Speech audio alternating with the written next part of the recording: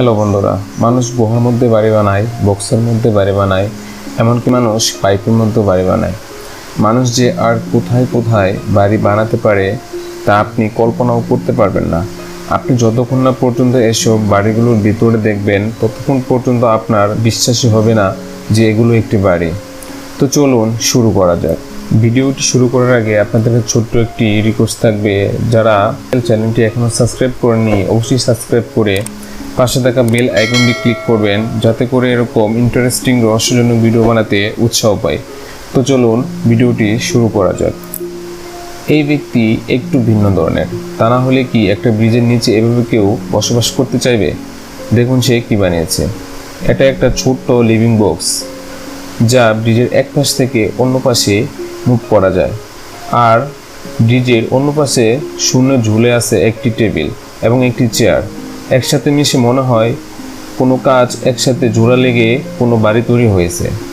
যদিও এটা কোনো পরিপূর্ণ ফাংশনাল হাউস নয়, কারণ দিন শেষে আপনার রান্নাঘর, রেস্টরুম এবং গোসল করার দরকার হবে। কিন্তু এই যান্ত্রিক শহরে একটু নির্জনভাবে থাকতে চাইলে এটা আপনার জন্য বেশ ভালো একটি অপশন। অন্তত কেউ আপনাকে খুঁজে পাবে না। গুহার মধ্যে বসবাস করার কথা শুনলেই আমাদের আশেপাশের লোকজনগুলো কেমন জানি নাক ছিটকায়।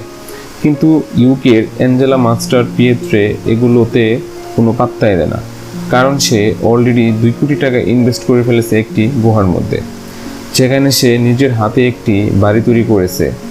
না, এটা দেখতে মোটেই সেই আদিম যুগের গুহার মতো লাগে না।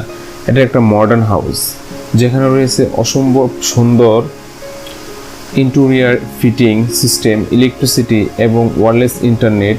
যাই হোক, আপনি কিন্তু মোটেই পৃথিবী থেকে আইসোলেটেড হয়ে বাস করেছে এরকম ফিল করবেন না, কারণ যেখানে এখানকার প্রত্যেকটা ডিটেল, অর্থাৎ ওয়াল থেকে উইন্ডো, সব কিছু নিখুঁতভাবে কাজ করেছে। মোট কথা, এটা একটা বাগান বাড়িতে বাস করা আর এখানে বাস করার মধ্যে আপনি কোনো পার্থক্য খুঁজে পাবেন না। আমাদের মধ্যে অনেকেই তাঁবু শব্দটা অনেক পছন্দ করে। অনেকের কাছে মনে হয় ক্যাম্পিং অনেক রোমান্টিক হয়ে থাকে। তবে যাদের এই জিনিসগুলো পছন্দ না, তারাও কিন্তু এই বাড়িটিকে পছন্দ করে। এটা একটা নিউ জেনারেশন পেন্ট, যারা স্থায়িত্বকাল সর্বনিম্ন হলেও 10 বছর। আর এই তাঁবুটি হারিকেন পর্যন্ত মোকাবেলা করতে পারে। এটা বোটে স্থাপন করতে আপনার শুধুমাত্র কিছু পানি এবং বাতাসের দরকার হবে। এটা সেট আপ করতে মাত্র 2 ঘন্টার মতো সময় প্রয়োজন। বলতেই হয় সাউথ আফ্রিকা সিটিজেনরা আসলে খুব ক্রিয়েটিভিটি।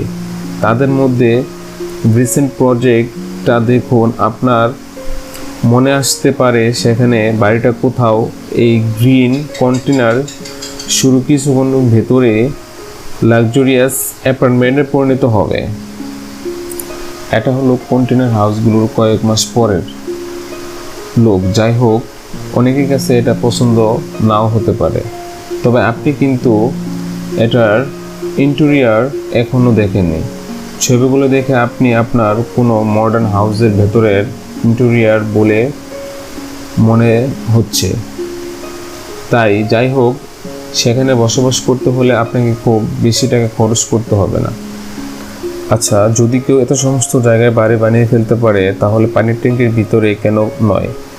ক্যালিফোর্নিয়ার আপনার ঘুরে আসার জন্য একটি বাড়ি রয়েছে, যা মাটি থেকে প্রায় 100 ফুট উপরে অবস্থিত। এটা আবার 1970 সাল থেকে এখানে দাঁড়িয়ে আছে। ততক্ষণের সময় এটি ভ্যান ইঞ্জিন চালিত ট্রেনগুলোতে আপনি সাপ্লাই করত, কিন্তু তারপর থেকে এটা কয়েক দশক সেখানে একটি পরিত্যক্ত অবস্থায় পড়েছিল। এরপর 2016 সালের দিকে একজন লোকাল মিলিয়নার এটাকে কিনে নেয় এবং তারপর সেটাকে জাদুঘরে কনভার্ট করে এবং এটাকে পাবলিকের জন্য ওপেন করে দেয়। আর আপনি এখন এটাকে খুব সহজেই অনলাইন থেকে বুক করতে পারবেন। কিছু মানুষ থাকে যারা সবসময় এটাকে ব্যাগ গুছিয়ে রাখে বাপের বাড়ি দৌড় দেওয়ার জন্য, কিন্তু এই ব্যক্তি তাদের থেকে এক লেভেল উপরে। সে নিজের আস্ত বাড়ি নিয়ে দৌড় দেয়। লিগ নামক এই ব্যক্তি চায়না ভাষা খুব মানব হিসাবে পরিচিত। সে তার নিজের বাড়িকে পোর্টেবল করে বানিয়েছে, যাতে করে সেটাকে যে কোনো সময় যে কোনো জায়গায় নিয়ে মুভ করা যায়। তার মতে এটা আর কাজে যথেষ্ট সাহায্য করে, কারণ সে প্রতি সপ্তাহে কোনো না কোনো শহরে বা গ্রামে বাস করে। প্রতিটা শহরে 3 দিন করে বাস করে এবং সেখানকার ফেলে দেওয়া প্লাস্টিকের জিনিসপত্রগুলো সংগ্রহ করে, আর সেগুলোকে সে রিপেয়ারিংয়ের জন্য বিক্রি করে দেয়। বাড়িটাকে দেখে আপনার কাছে যতটা ভারী মনে হয়, বাড়িটা ততটা ভারী নয়, কারণ এটা বানিয়েছে বাঁশ এবং পলিথিন দিয়ে। বাড়ির ভেতরে আপনি কিছু থালাবাটি, জামা কাপড় এবং একটি কুকিংয়ের জায়গা পাবেন। তবে বাইরে থেকে দেখা আপনি এটাকে মডার্ন ভেবে ভুল করতে পারেন। ভয় পাওয়ার দরকার নেই।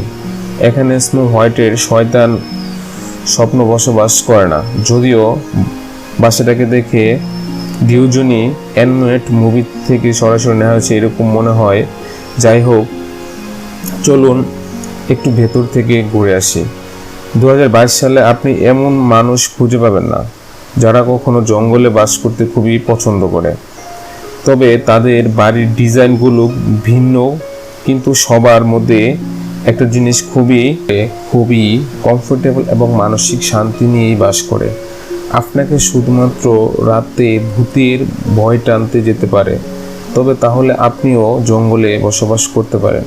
ভিডিওটি ভালো লাগলে অবশ্যই শেয়ার করতে ভুলবেন না, এবং আপনি যদি এরকম রহস্য, রোমাঞ্চকর এবং আনকমন ইন্টারেস্টিং ভিডিও দেখতে পছন্দ করেন, তাহলে অবশ্যই আমার চ্যানেলটি সাবস্ক্রাইব করে পাশে থাকা বেল আইকনটি ক্লিক করবেন, যাতে করে নতুন নতুন ভিডিও আপনার নোটিফিকেশনে চলে যায়।